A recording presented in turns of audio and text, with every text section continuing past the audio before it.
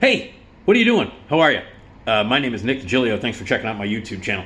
Hey, you can check me out on RadioMisfits.live, where you can hear my two podcasts broadcast twice a day.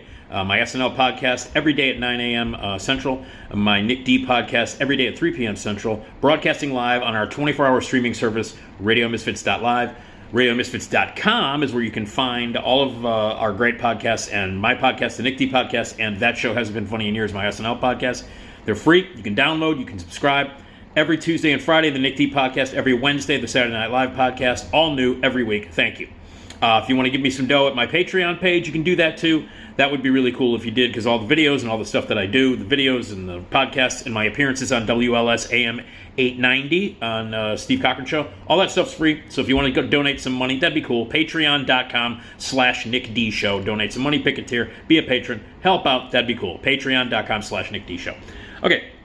Had some interesting stuff. I'm old now. I'm an old man. I'm old and grumpy, and I'm just old. And my birthday is next week. A week from Thursday, I will turn 58.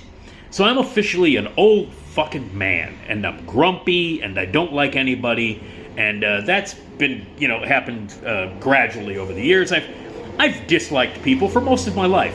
But now that I'm old, I can legally hate people on a regular basis, and I do. So it's interesting, though, as you get older, you start to perceive art and movies and music and stuff in a different way. You get either wisdom, or you just get like me, you get old and grizzled, and you just get pissed off at people who are in their 20s and don't know what the fuck they're doing. And I've become an old man, the kind of people, when I was in my 20s, there were people in their 60s and 50s, and I was like, they don't know what the fuck they're talking about. But they do. And now that I am in my late 50s, I realize that I was a dipshit when I was in my 20s. I'm a dipshit still, but like a massive dipshit. And all the older people who were trying to tell me that my thinking was wrong, and this was wrong, and that was wrong, they were correct after all these years. And when you get older, you do get wiser, and you realize that, yeah, there's a significant portion of your life when you're a fucking moron. And young people don't know it. They don't know they're fucking stupid. And they need old people like us. Or probably just me. If you're young right now, you're going, shut up, you old man. But I don't give a fuck. So anyway, you look at things differently when you're older. And I had a couple of interesting reactions to movies that are old, that I watched when I was younger, and now that I have a different take on them. And this happens all the time. When you go back and watch movies that you watched when you were a kid that you liked, but then you're older and you watch them and they realize that they suck. That happens all the time. I call that night hawking. We've talked about this before. If you're a regular listener to my old show or my podcast or any of that stuff, if you've seen any of these videos, I call it night hawking because when I was 16, I thought the Sylvester Stallone movie Nighthawks was the greatest movie ever. And I watched it a bunch of times when it first came on TV and on your VHS and stuff. When I was 16, I thought Nighthawks was fantastic. Years and years and years go by. I watch it when I'm like in my 30s, late 30s or something like that, and then I realized, man, this movie sucks. So when you're younger, you're an idiot, and you like stuff that's stupid. Or you look at things differently because of the life that you've lived and the experiences that you've had and the wisdom that you've gained. And you look back at movies and you look back at art and you look through it differently through different eyes. And sometimes it's fascinating and sometimes it's sad and sometimes it's awesome and sometimes it's terrible. So going back and look at movies that you really liked when you were younger, that's always interesting. Or going back and looking at movies that you had a different perception of when you were younger, and you identify maybe with a different character. So maybe when you saw a movie years ago when you were in your 20s, you identified with the characters who were younger or in their 20s, and then you watch it later in your 40s, and then suddenly you identify with the people that are in your 40s. Sometimes, though, movies that you see suck when you're young, and they suck when you're old. I'll give you the best example of that. The Big Chill. The Big Chill came out in 1983. I was 18 when I saw it. And the movie was about baby boomers. And it was aimed at people who at that time were in their 30s or pushing 40 at that time.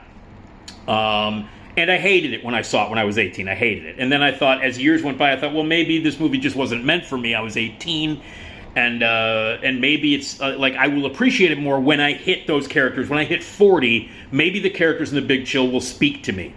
And that's not the case, because The Big Chill is a terrible movie. It's a piece of shit, no matter what age you are. And it's not really a movie that's specifically made for people who are turning 40 or having some sort of like post-college graduate midlife crisis thing, which is what that movie is about.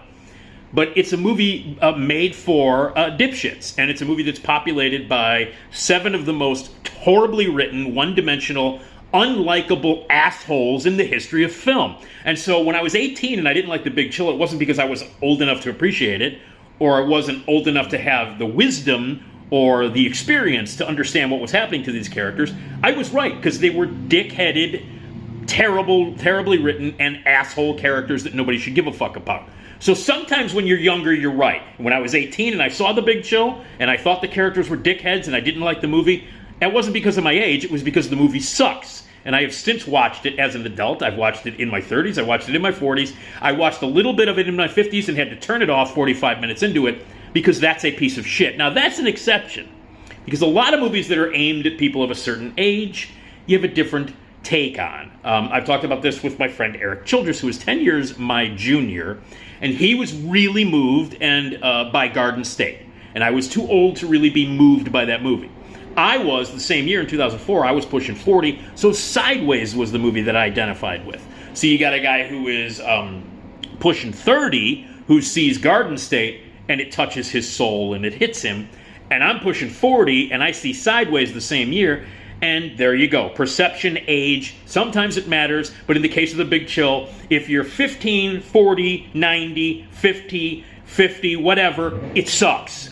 Now, I've had experiences with 3 movies that my perception of them came because of age. I will give you the first one. I rewatched My Bodyguard. Now, My Bodyguard was a movie that came out in 1980. I was 15 years old when it came out. It was shot here in Chicago, in my neighborhood. When I was growing up, I grew up in Lakeview. They actually used Lakeview High School as the location where the main characters went to high school.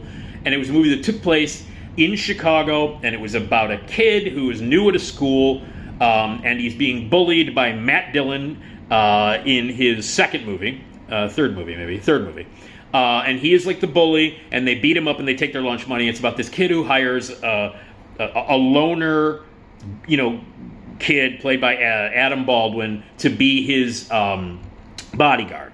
And people have seen it, people know it. Ruth Gordon is in it, Martin Mull is in it, a whole bunch of Second City alum who were on the main stage of Second City in the 70s, like George Wendt and Tim Kazurinsky, and other people from that era are in it as well. It was shot in Chicago. Martin Mull plays his father. They work at the old Ambassador East, which is no longer there, the Pump Room.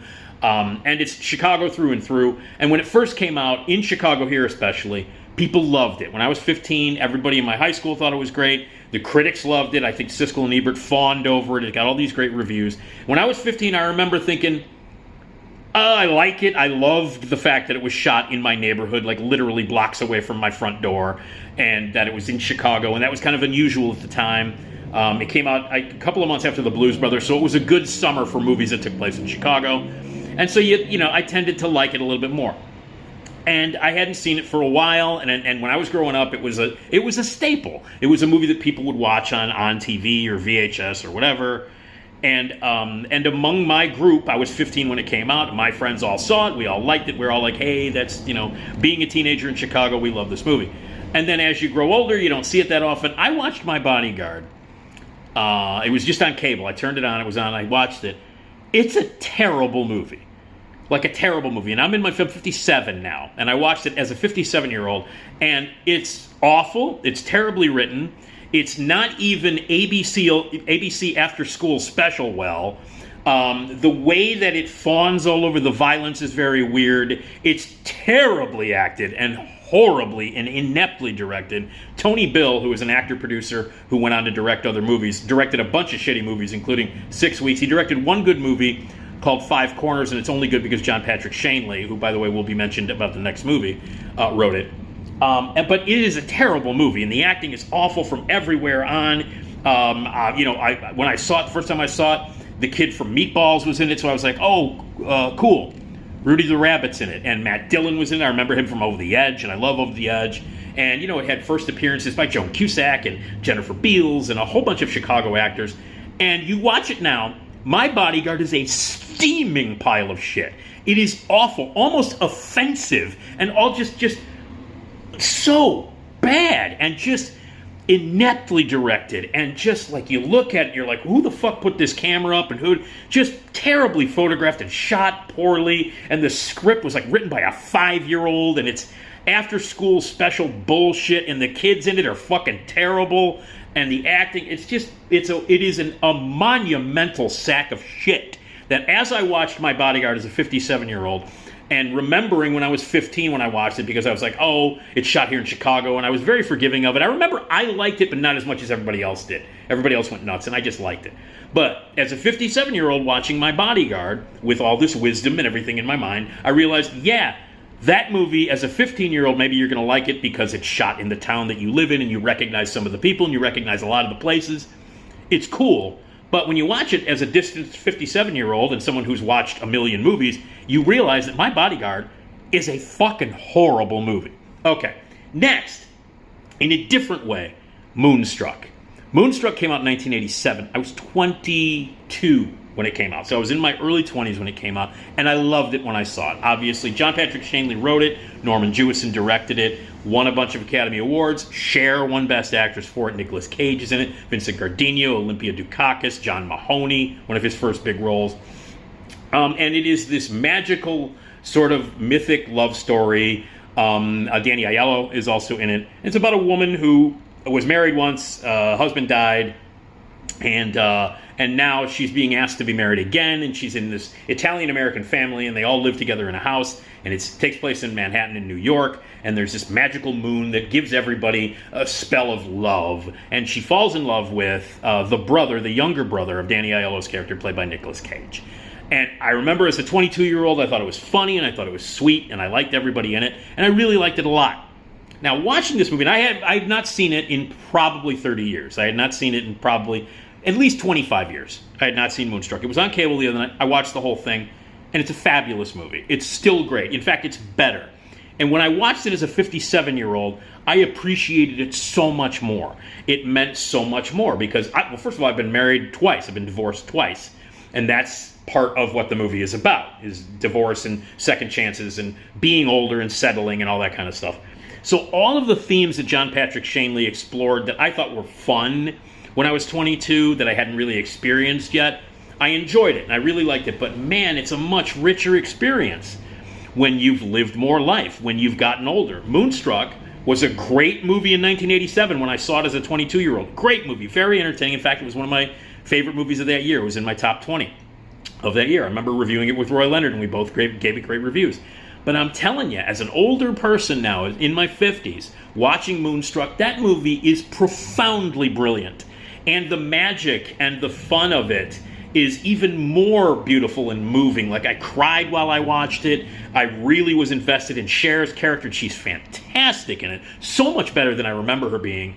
And everybody's great. Nicolas Cage, every single performance is fantastic. And the portrayal of the Italian-American family and all of that stuff is not only magical and funny and whimsical, but it's also really deep and significant and can touch anybody who's lived a life past the year 40. So, My Bodyguard, when I was young, thought it was cool. Piece of shit. Moonstruck, thought it was great when I was 22, but now it's profoundly majestic and poetic. And these things happen. And I had a very interesting experience last night. I went to the Music Box Theater to see this new documentary called Squaring the Circle. And I had missed the screening of it, and so I caught up with it last night at the Music Box. And my glad I did. It's one of the best movies of the year. And I actually made my top 10 list of the best movies, or top 20 list of the best movies of 2023 so far. And I didn't include this because I hadn't seen it, and it would have been in the top 5, without question. It is a documentary directed by Anton Corbijn, who is a video director and a documentary filmmaker and a concert filmmaker. And this is a documentary about this album art design studio called Hypnosis. And the two guys that founded it, a guy named Storm Thorson and Poe Powell. And Storm and Poe are these two guys. Poe was a photographer. Storm was son of a graphic designer, idea guy. And together they formed Hypnosis. And they started designing album covers which was an art form in the day. And so they started like in the late 60s designing album covers. And from the late 60s through about the beginning of the 80s, the very beginning of the 80s, they were the go-to. They made millions of dollars. They were, if you wanted a very cool or unique or incredible album cover design or an inner sleeve cover design, then you went to Hipgnosis. You went to these two guys. You went to Storm and Poe. And they are responsible some of the most beautiful, some of those incredible album covers and artwork for albums and records that you have ever seen. If you bought a record between 1968 and 1980, chances are the majority of those records, the album covers, the brilliant artwork of the once absolutely beautiful world of album cover design, these guys did it. And the documentary traces their career and traces Hipgnosis from the beginning to the end. And it's amazing. It's an amazing documentary. It's one of the best movies of the year. And as a guy who's 58 years old, pushing 58, watching the movie last night in the theater, I was so moved by it. I was so entranced by it because that covers my childhood and my teen years and into early adult. All of those albums and all of those artists who used Hipgnosis to design their album covers were albums that I had, were music that I loved. So I'm watching this movie last night as an old dude, as a guy who's 58 years old, who's old and can't identify with like a bunch of shit that's happening now. And man, I was in my element. This was in my wheelhouse. This was my childhood. This was my teen years. This was the music that I loved the most. The kind of music that I grew up listening to over and over and over again. The kind of bands that I adored. The core of my love of music that began and continued through my formative years was represented in every frame of this fucking movie. I loved this movie. It's a documentary called Squaring the Circle. They designed album covers for Pink Floyd, 10cc, Led Zeppelin, Peter Gabriel, Wings, T-Rex, Uriah Heep, Wishbone Ash, UFO, Bad Company, Black Sabbath, and they've done some amazing, for Wings, they did Venus and Mars, they did the cover for Bands on the Run, the famous picture with James Coburn and Christopher Lee, they did Wings' Greatest, which is one of the most incredible stories about how they got that picture. They also, for Zeppelin, they did Houses of the Holy, they did Presence, they did In Through the Outdoor, and of course the most legendary stuff they did was for Pink Floyd. They did Atom Heart Mother, which is just a picture of a cow. They did Obscured by Clouds, they did Umaguma, they did Dark Side of the Moon, and Wish You Were Here was the last one they did. These are legendary, beautiful album covers, and this was back when album covers were art. They were an art form. They don't exist anymore. And everybody involved in those bands is interviewed for this, as they are now. Paul McCartney is interviewed. Jimmy Page, Robert Plant, David Gilmour, Roger Waters, Nick Mason, Peter Gabriel is interviewed for it. People that worked with them and all that stuff. And as I watched it, all the needle drops and all the music cues were stuff that I grew up with and loved, and all the album covers that they talk about, the incredible stories of how the pictures were taken, how the images were designed. They were stories that I remember because I had those albums and I listened to them constantly, and this was the music of my youth. This was my heart, my soul. All of the albums, all the Zeppelin stuff and Floyd, those were my two favorite bands when I was growing up, and Sabbath. And they did the artwork for all this stuff. And now there's no such thing as that anymore. Noel Gallagher from Oasis is interviewed in it. And there's a great moment in the movie where he talks about how his teenage daughter has no idea what album art is. And he tells the story, a hilarious story about his daughter saying, "What do you mean you had a meeting about album art? What does that even mean?" Because nobody knows what that is anymore. It doesn't exist anymore. You had a little picture that you have on your phone, and that's what you tap onto when you're on Spotify. Man, when I was a kid, we would get the album, you would look at the album, and you would look at the artwork on it, and you would read the sleeve, and you would and you would look at the lyrics and all the pictures and the designs and the weird shit that was on it. These guys at Hipgnosis designed some of the most memorable album covers and inner sleeves and fold-outs that I studied and looked at when I was a kid for days and days at a time, and I would hang them up in my bedroom. And album covers were works of art at that time. And they say in the movie at one point, it was like a lot of people can't afford art. They can't afford to have these masterpieces or these incredible pieces of art hanging on their wall, but everybody can buy a record for $5 and have a great piece of art that goes along with the beautiful music. That doesn't exist anymore, and this movie is a celebration of that. It's a celebration of the great music that came out from the late 60s to 1980, the incredible artists and the ups and downs of the music industry and the ups and downs of art design. It's all covered in this movie, but it's a great celebration of not only that music, but this lost art form album covers, the beauty of album covers, the fact that we were just as obsessed with the pictures and the artwork on the albums and the liner notes as we were with listening to the record. It's a completely different time now. Young people don't know what that's like. To look at a record album and look at a sleeve and read along with the lyrics, or just be mesmerized by the cover of like Yes albums and things. And this movie is all about that lost art form, with incredible stories told by the people that were there. Like I said, Paul McCartney, Jimmy Page, Robert Plant, all the guys from Pink Floyd, all the people that worked on these album covers and everything, and some amazing stories about the insane ways that they got some of the album covers. The story about the pig floating over the building for the cover of Pink Floyd Animals, and how that pig was actually floating, and they were trying to get pictures of it, and it flew away, and they had to have air traffic control try to shoot it down. And these are true stories about what went into making the cover of Presence, the Led Zeppelin album. And when I was a kid, I remember when I was 15, when In Through the Outdoor came out, which is the last studio album by Led Zeppelin before Bonham died, and they released that, and that came in a brown paper bag. And when you looked at it, if you pulled it out, the cover was like a guy in an old juke joint New Orleans bar. But when you pulled out the sleeve, the inner sleeve, nobody told you this, but if you spilled water on it or you put water on it, it changed colors and became colorful. And nobody really knew that. We all discovered that. And that's all covered in this movie, and that was all done on purpose by Poe and by Storm, these guys at Hypnosis. So all of these incredible memories came rushing back as I watched the movie. All of the music that I listened to when I was a kid, all the way up through into my teens, all of that was being played, and it was a monumental experience for me, a hugely emotional one, because I'm pushing 58, because that was the wheelhouse of my young years. So younger people who see this, I think, are going to appreciate it and go, wow, album covers used to be cool. It used to be a real art form. And old guys like me are going to go, holy fuck, I used to stare at that album, and I had In Through the Outdoor, and I put water on the sleeve, and I saw the watercolors pop up. And I looked at Dark Side of the Moon and was like, wow, this is the coolest album cover I've ever seen, and looked at like Bands on the Run and all these other incredible art form album covers, and listened to the music. So let me just say that Anton Corbijn's documentary, Squaring the Circle, all about hypnosis and the dead art of album cover art, is explored beautifully, thoroughly, very entertaining. It's very, very funny as well, with enormously entertaining stories told by the people that were there, and music icons from the 60s and 70s that I worshipped. It is without question one of the most entertaining movies I've seen all year, one of the most satisfying documentaries I've seen in a bunch of years, and on a personal note, a movie that was so in my wheelhouse.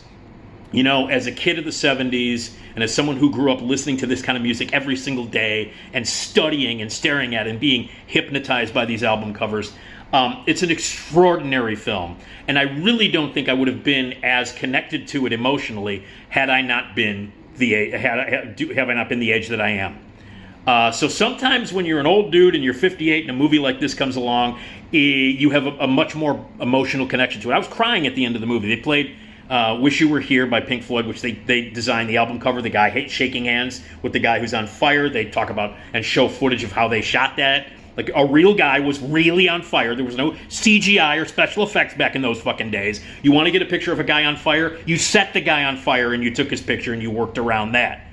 And that's how this kind of shit was done. There was no CGI. And what they went through to get some of these pictures and do this album designs is completely mind-boggling to anybody who doesn't understand what went into doing that kind of artwork pre, the technology we have and the special effects and the CGI and the computer shit that we have. That none of that shit existed. And you look at those album covers now, they're better than 90% of any of the shit that's out today.